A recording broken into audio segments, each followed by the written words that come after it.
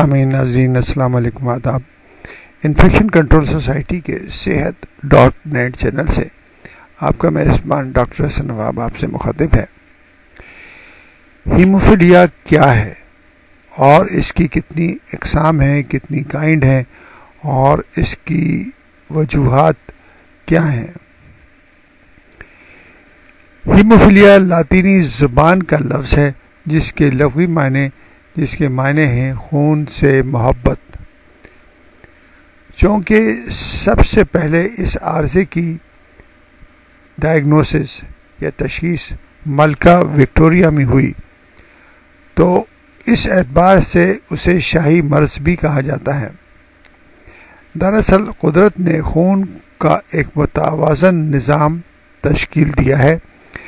جب جسم کے کسی حصے سے خون بہنا شروع ہوتا ہے تو اس مقام پر خون کا کلاٹ یا لوتھڑا جم جاتا ہے جو مزید خون کے بہاؤ کو روک دیتا ہے۔ ہمارے خون کے اندر کئی کلوٹنگ فیکٹرز پائے جاتے ہیں جو خون بہنے کے عمل کو روکنے کا کام سر انجام دیتے ہیں۔ اگر کسی وجہ سے ان فیکٹرز میں سے کوئی ایک کم ہو جائے یا پیدائشی طور پر خون میں پایا ہی نہ جائے تو خون جمنے کا عمل غیر مؤثر ہو جاتا ہے۔ طبی اصطلاح میں اس عارضے کو ہیموفیلیا کہیں گے جو ایک موروثی اور جینیاتی مرض ہے۔ اس کی 3 اقسام ہیں۔ پہلی قسم ہیموفیلیا اے ہے جس میں کلوٹنگ فیکٹر 8واں کلوٹنگ فیکٹر کی کمی واقع ہو جاتی ہے۔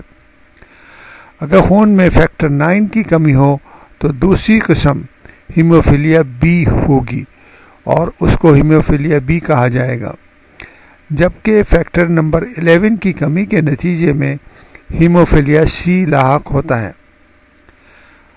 پاکستان میں ہیموفیلیا اے 90%، بی 5 سے 10% اور سی 1% سے بھی کم پایا جاتا ہے۔ اس اعتبار سے ہیموفیلیا اے زیادہ عام ہے۔ تو جیسا کہ ہم نے بتایا کہ جسم کے اندر، انسانی جسم کے اندر خون ایک سیال مادے کی طرح سے مسلسل گردش کرتا رہتا ہے، اور اگر کہیں چوٹ لگ جائے یا کہیں کٹ لگ جائے تو وہاں سے خون بہتا ہے۔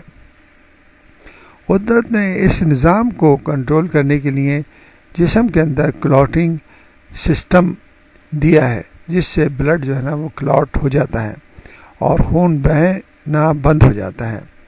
اگر اس کلاٹنگ سسٹم کے اندر جو فیکٹرز پائے جاتے ہیں وہ ان کی کمی ہو جائے تو اس کی وجہ سے یہ مرض ہیموفیلیا کا مرض لاحق ہو جاتا ہے۔ اس کے بارے میں مزید معلومات ہم آپ کو مزید مضامین میں آپ کو دیں گے۔